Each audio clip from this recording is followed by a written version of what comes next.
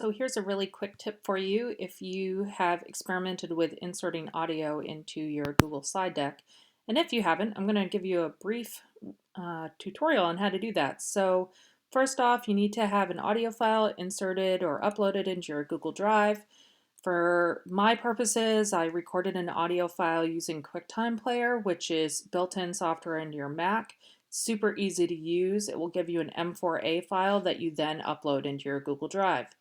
Once you have done that, you can do insert audio, and then you can find the audio file that you're looking for, select it, and then it will insert it into your slide.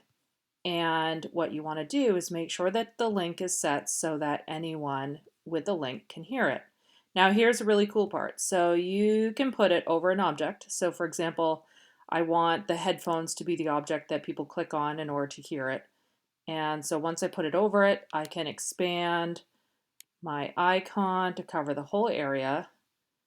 Okay, looks kind of funky, right? But then when I go over here to adjustments on the right hand side, I'm actually going to crank the transparency all the way up.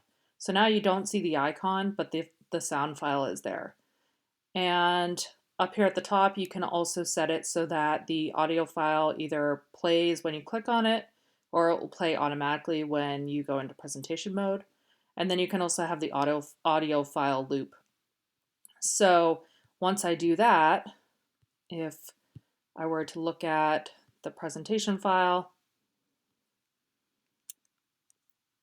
from the student perspective, all I have to do is click on the headphones, and then my audio file will start to play.